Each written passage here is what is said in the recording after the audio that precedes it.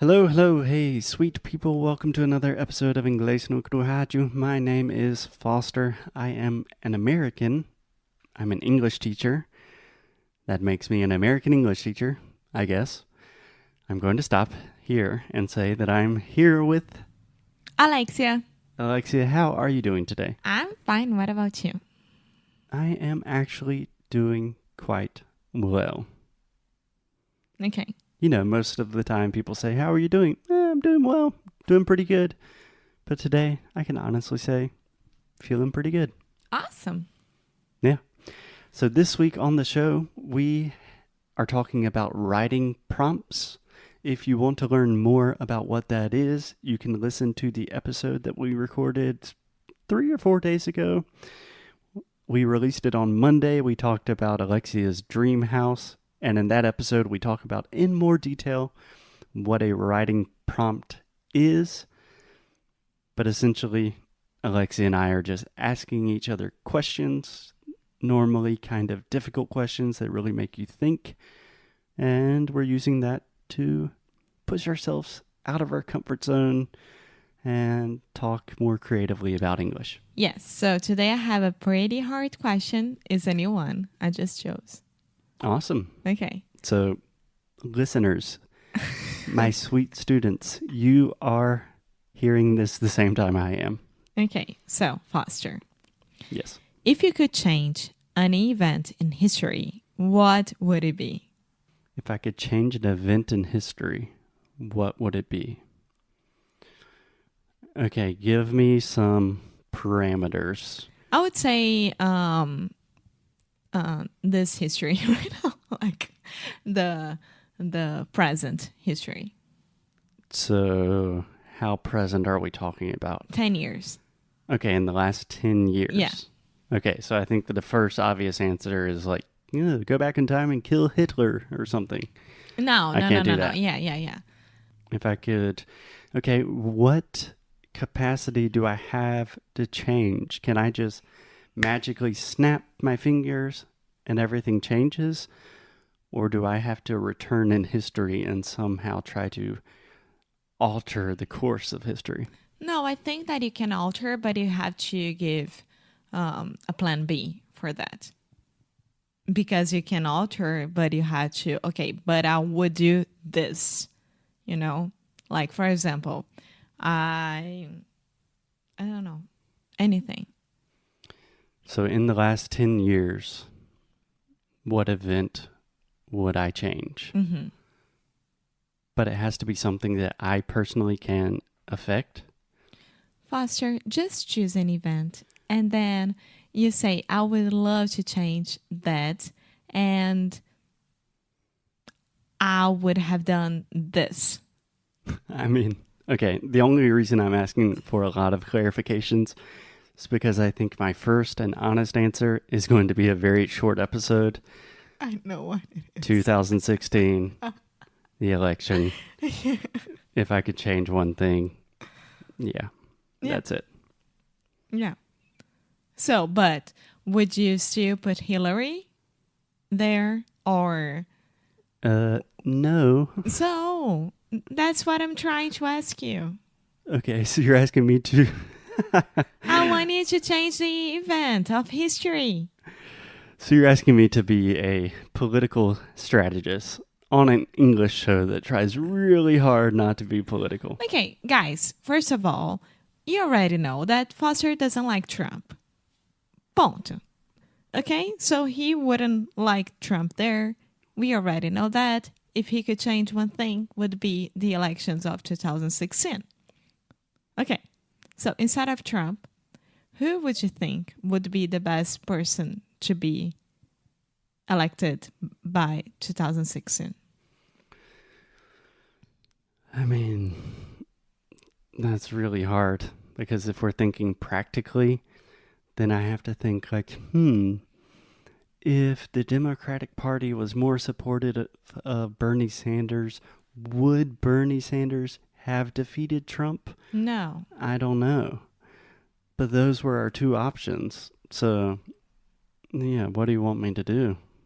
I don't know. I just want you to talk about it.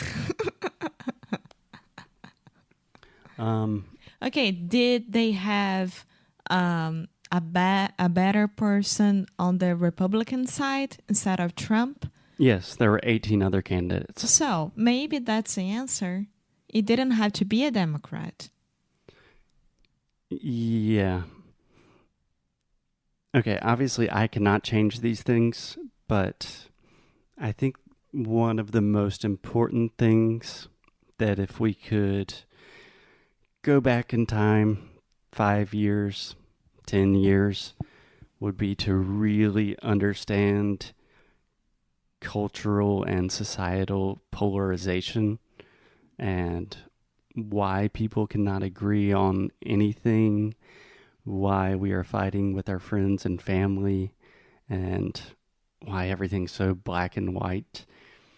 All of those things created the circumstances where people like Donald Trump or Jair Bolsonaro or all of the other kind of right-wing dictatory people. Netanyahu. Benjamin Netanyahu? Yeah. Okay, Benjamin Netanyahu has been in power for a long time, so that's kind of different. But yeah, I think really starting with the beginning of social media, and this is something that we talked about on the podcast a lot recently when we talked about the documentary The Social Dilemma.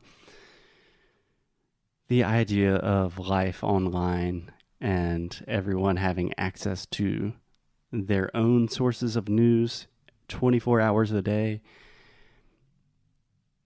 If we understood better what that would produce in society, things would be a lot better today. I think that there is another thing to think about. Like, can anyone run for president? Or, like, for example, Trump was never on the political side, right? He actually ran for president 2 times before. Okay, but he wasn't like a senator. He wasn't from the Congress. He wasn't from anything of that. No, he's been a corrupt, broke businessman his entire life. So I think that for all the countries around the world, I would change that. Like, if you want to run for president, you would have to be in politics for not a long time, but for a good amount of time. Like, okay, I can give you a good answer now. Okay. Something that I would change just generally about the world, something that I am really in favor of, and most people think this is very radical. I'm in favor of mandatory civil service. So I think that every individual, when you graduate high school or something like that, for, 6 months, a year, 2 years, you do something that helps your society. So I'm not imagining like mandatory military service, but you have to do something that really forces you to understand your community and other people in your community. So you're saying like help homeless people, go to a hospital and take care of kids who have cancer, things like that? Yeah, it could be essentially anything. So, for example, in my case, maybe teaching children in underprivileged schools. Mm-hmm. But maybe someone that is not as interested in academics, maybe it is helping older people with physical therapy or something like that. So this way you would understand a little bit more of what's going on around the world instead of your bubble. Yeah, it's just I'm trying to offer a solution to the problem that I was talking about. Mm-hmm. The big problem, everyone lives in their own little bubble, so we think other people are crazy, and normally we think they're kind of evil. Mm-hmm.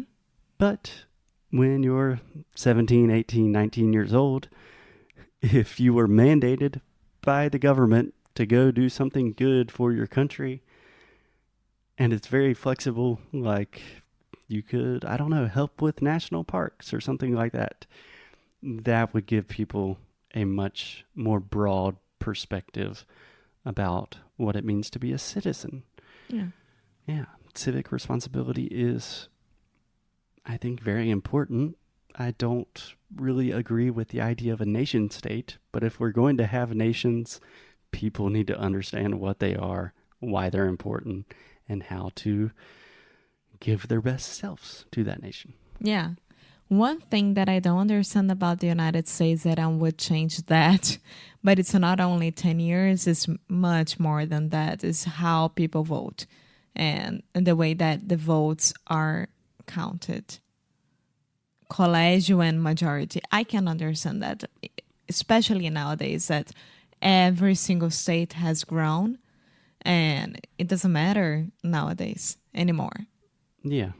I mean, if I was thinking super practically, I would think like, oh, let's make Washington, D.C. a state, or let's make Puerto Rico a state. And then boom, Donald Trump does not become president. But that is neither here nor there. Yeah. Okay. Okay. See? Anything It wasn't else? that hard. I'm feeling extremely uncomfortable. No, thank you, Foster. Thank you. And in the next episode, I'm going to give Alexia a very, very difficult question. Okay.